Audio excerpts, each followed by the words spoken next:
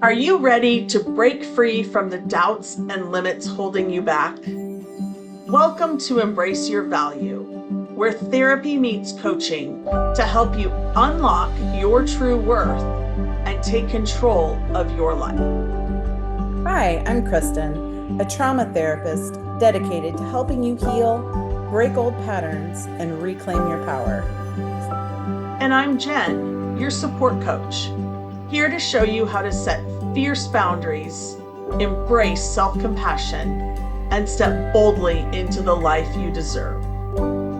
So, whether you're stuck in self doubt or feeling lost, know this: your value isn't up for negotiation. It's time to own it. Every week, we tackle real issues that challenge, inspire, and empower you to live with purpose and confidence. So, grab your favorite drink, take a deep breath, and let's get started. Because you're not here to play small, it's time to embrace your value. Welcome back to Embrace Your Value. I'm Jen, one of your co-hosts, and I am your accountability ally. We talk all things accountability, mindset, and just really how to find more joy and fun in life. And I'm Kristen, your friendly neighborhood therapist, working with trauma survivors and teaching boundaries and overall getting people to just feel their value and their self-worth again.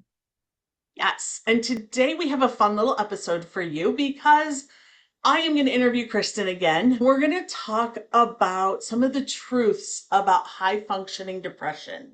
So, we're going to really bring in some of Kristen's expertise on this episode. And so, let's dig into it. Are you ready, Kristen? I am ready. Awesome. So, let's start with the basics. How would you define high functioning depression, and how is it different from what most people think of when they hear depression? Yes. So I would say high functioning depression, it's not like a DSM diagnosis, right? So it's a term that's been coined to help us understand the different parts of depression and how we all function differently within them. So the DSM gives us a set of criteria, and if you meet this criteria, then you are depressed. Right? But there's all different ways that depression can look. So this is a great question. I would say high functioning depression means that you are still outwardly functioning at a high level, usually not even a normal level, but even a step higher level, right? And you're functioning at that level while still having all of the depressive symptoms. So most people, when they hear depression, they think of sadness, they think of not being able to do the things that we want to do, crying all the time, things like that. Those are part of it, but that's not what it's limited to. So, do you feel like depression is often missed or even misdiagnosed? I would say that a trained professional should be able to get at least basic depression. Again, the DSM is pretty specific. I think in my experience, in my practice, there's been a lot of times when I've been like, it sounds like you're depressed. And they're like, but I'm not laying around in bed, because this is one of the high functioning depressive type thoughts, right? So I think that the only time depression can really be misdiagnosed or underdiagnosed is when it's really in relation to another diagnosis. So a good example of this would be like ADHD induced depression. So something like that, again, not an actual DSM, but this is something that I, through research and talking to people, have come up with, is that thought that when you have ADHD, people think you're not doing enough, that you're not organized, that you're not good enough, that you're just lazy, like all of those things. And those, hearing those things over and over a period of time, especially in your formative years, really can start making you take those on and creates a lot of depression. And I think this is one of I would say, this newest generation, alpha or whatever it is. A lot of them are diagnosed with ADHD, which that's another episode to talk about how that's been overdiagnosed. But I would say that's a good example of how maybe it's diagnosed, but not necessarily, it's in conjunction to another thing, if that makes sense. Yeah, absolutely. No, I think that's great. So you touched on this just a little bit, but let's go into this a little deeper. Do you feel like the high functioning label is helpful, or do you feel like it can be misleading for people?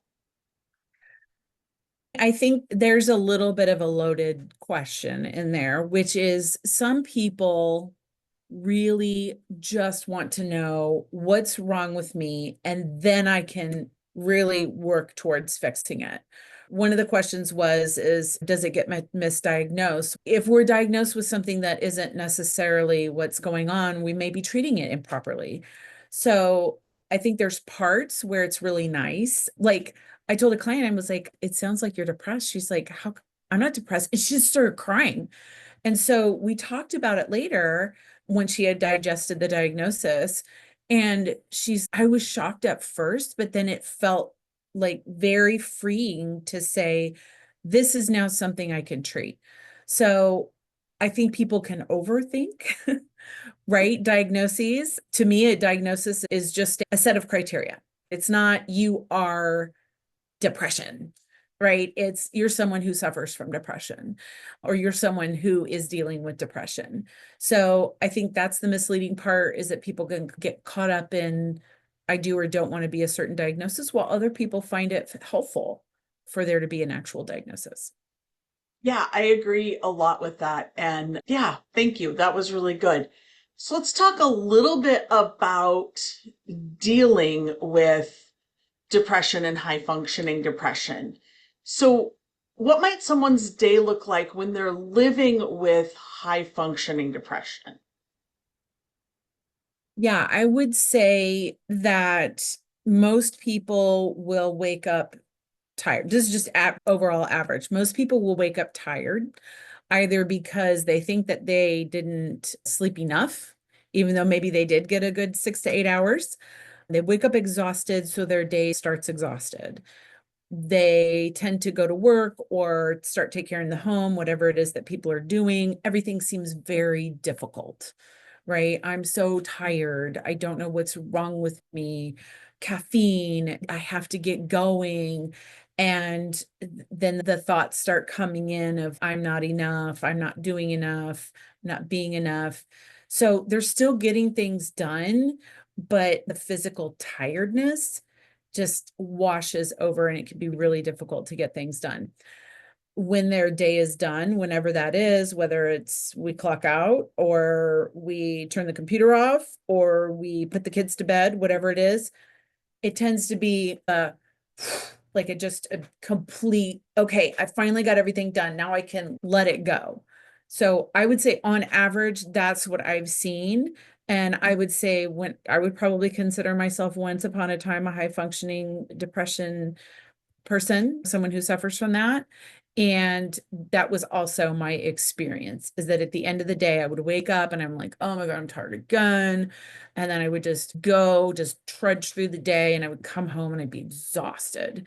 And then I'd still have to do things, and then I'd be exhausted again. So I think that's probably what the average person would look like. Thank you for that. And so that's a great way for somebody to look at their day. But are there any specific signs that you could tell somebody, like if there were three things that you could say that they should be looking for in themselves, even if they're still getting things done, to notice that something might not be quite right? Yeah, I think I would say if you're getting enough sleep or you're getting quality sleep and you're still tired and there's no medical reason, then that's probably a sign, one of the first signs of depression, right? If you struggle to remember details or focus, or you can't complete tasks in a way that you would like to, then that would probably be another sign. And then finally, I would say maybe sadness when there doesn't feel like there's some sort of precipitating event or situation. Maybe we burst into tears for no reason, or maybe something really awful happens and we have no emotion at all. So I would say those are probably the big ones. Okay, yeah, that's great. There are many high achieving women who silently suffer from this. What are some common coping mechanisms that might actually make things worse over time? Oh my gosh, so many. Again, me, right? So I would say I seemed together on the outside. Anybody who worked with me or my friends or whatever saw me as very together, even family saw me as very together. I would say the typical coping mechanisms for high achieving women, and I would say even men as well, who suffer from depression, would probably be now number one thing would probably be doom scrolling. Number two thing, which used to be the number one thing, would be too much alcohol consumption. So I would say doom scrolling, alcohol consumption, or any other like type of vice, right? So maybe it's marijuana or maybe it's whatever, and it put all of those in the alcohol slash drug use category. Or I would say sleeping too much. So coming home, taking a nap, getting up, having dinner, go back to sleep. So we're getting really maybe like 10 or 12 hours. We think that's better, but it's really not. Yeah, that's really good awareness. And I think that's important for people to really be paying attention to. Absolutely. So now can you talk about the connection between people pleasing, perfectionism, and high functioning depression? Oh, yeah, for sure. So I would say this, I talked about ADHD at the top end, right? This people pleasing perfectionism is this desire for everyone to like us. And if we can be perfect and do everything just right, then people will like us. And if people will like us, then we don't have to be so depressed and hate ourselves. So we're getting validation from other people. If I make you happy, Jen, then you will like me and you will then fill my cup, right? I don't fill my cup, I fill your cup, so you fill my cup. Sometimes there's a good reciprocity with that at times, but then when we're always looking for other people to fill our cups and never doing that ourselves, it can get into this cycle of depression because no amount of other people pouring into you is ever going to be enough when we have an absence of it in ourselves. That's really good for people to hear that. What's one thing you wish every person silently struggling with this knew? That it's okay, that they just need to ask for help, whether it is a therapist, a coach, a clergy member, a mentor, whatever. Let somebody know how you're feeling. We can't see, especially with depression, we cannot see how far in the tank we have gotten because it tends to be such a slow descent. And so it's like we wake up and don't even recognize who we are or how we got there. Like all of a sudden, I can't function. This is what happens, right? Is that people will function for such a long period of time and then they crash. And now we're in this huge depression. And now we've got shame on top of it because we have all these responsibilities that we're now not taking care of because we're crashed in bed. So I would say I want them to know that this is not, you're not crazy. First of all, you're not crazy. Second of all, get some feedback from people, right? Not just looking at who was I 10 years ago and now I'm this horrible, depressed person, but people who know you, people who are around you in your day to day, talking to people. The stigma around mental health and being depressed and is it real and is it not, I think is gotten better, but there are definitely still a lot of things where people don't want to talk about their mental health problems because they don't. We're back to people pleasing. Like, I don't want people to think there's something wrong with me. If they think there's something wrong with me, then they won't love me. And if they don't love me, I can't love myself. Absolutely. And I think too, some people even look at it like on the other spectrum, because I want to talk about families and loved ones and support. But sometimes we feel like I've heard people say depression is contagious. And I don't believe that for a second. But so sometimes we tend to steer clear of it. We're like, oh, don't bring that into here. So, how can loved ones offer support without overstepping or minimizing what their loved one is going through? Yeah, if you do recognize this in yourself, and let's say you tell a loved one, and I think the way that person can respond is with empathy. That must be really hard to feel that way. I can't imagine what that would be like. What do you need? How can I help?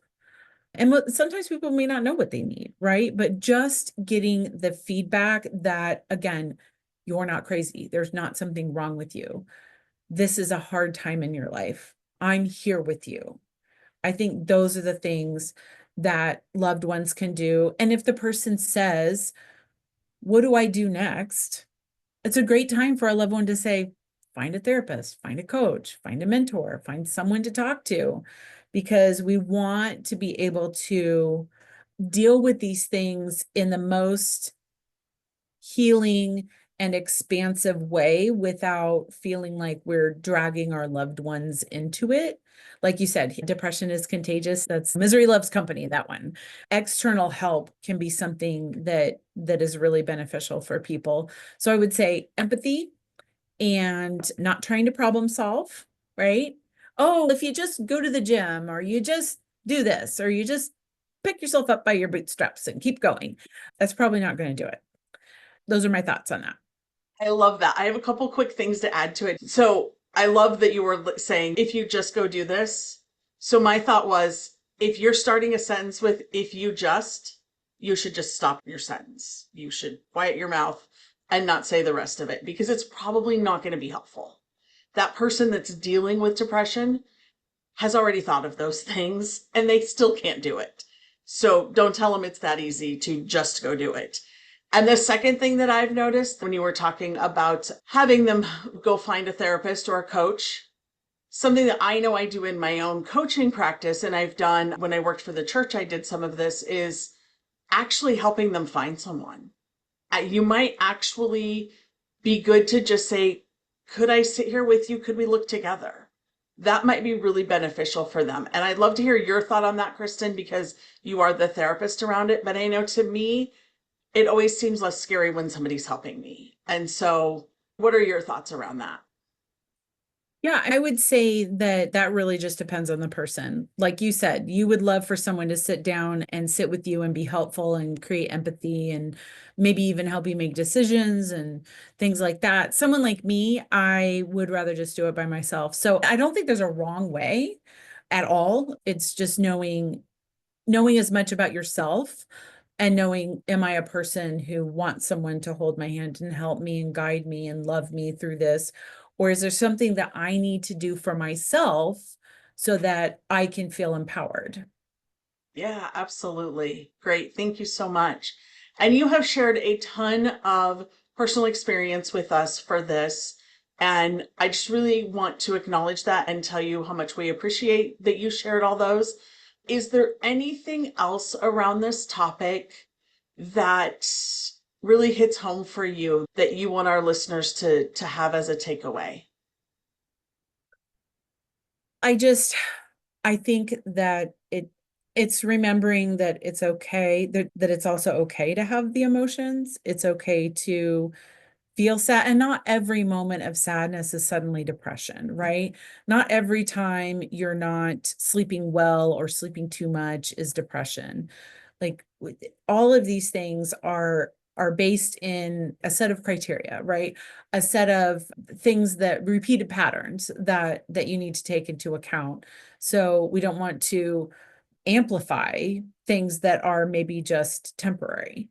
And there certainly is situation related depression versus a major depressive disorder. So sometimes people will just they've lost a job and they're depressed about that. And that's absolutely understandable. That's something a little typically easier to work through, depending on what that depression is rooted in. And then there's people with major depressive disorder. So I think it's about knowing what caused this, what brought this on. And that's where I think a professional is very helpful in backtracking. Like, when did you not feel depressed? When did you have symptoms of joy? And when did you have periods of happiness in your life and things like that? So I would say that just knowing that it's okay that, and that these things can be overcome. Yeah, thank you so much for that.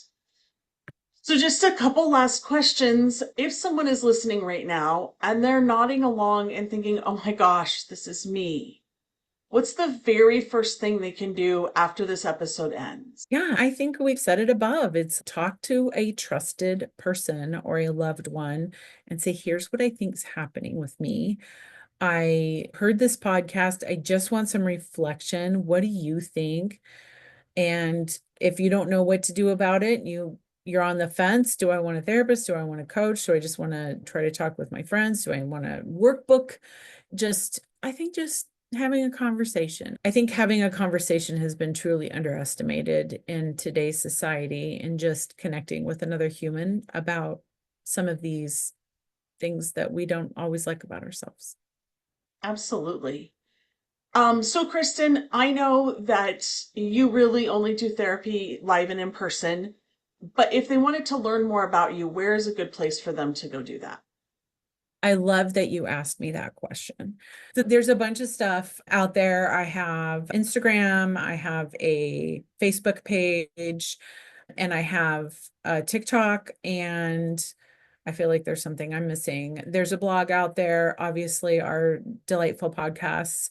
But my website is www.kristenburrus.com. And I am in the middle of developing a whole new website, and I'm very excited. Everything will be consolidated in there, and there'll be links to all the things. That would probably be a good place to start. You'll learn about me and some more things about what I do. I also offer some versions of coaching as well. If there are people in other states or other countries that are interested in utilizing my services that way, certainly can. I love in person because I love to feel people's energy. I'm also fully capable of doing things in a virtual way. I love that. And just so everybody knows, in the show notes, and I know some of you just listen to it and you don't go back into the show notes, but in the show notes, we have all of our social media, our emails, our websites. They are listed there. So they're there for you to use. Kristen, this has been really great, really informative. Thank you for being willing to share your expertise and just come in on this topic with us. Any last thoughts that you want to share with the listeners? Yeah, I think this was so fun for me, Jen. First of all, thank you. And thank you for being my interviewer. Of course, I love showcasing some of my knowledge, but I would really like for people to ask some questions and say, here's some other things that I would like to understand about anxiety or depression or bipolar or PTSD or whatever it is. I've got a lot up here. I've got a lot of good information about just how to figure out what's going on with you. Anybody who wants to comment or ask any questions or say, hey, can you guys do this or can you guys do that? I would love that. It would be so much fun to actually hear from listeners what it is that you need. Absolutely, because that is how we make this better. So let us know. We're happy to help. We do have a joint email as well that we always answer and come into. So we are just here for you. And today has been a lot of fun. So I hope you guys got some goodness out of it. And we can't wait to hear what you got. And we'll be back with you next week. All right. See you next week. Thank you for being here with us today. If today's episode hit home, don't just keep it to yourself. Subscribe, leave us a review, and share this episode with someone who needs to hear it. Because everyone deserves to know their worth. Next week, we're diving even deeper with more insights and tools to help you break free from limitations and live authentically.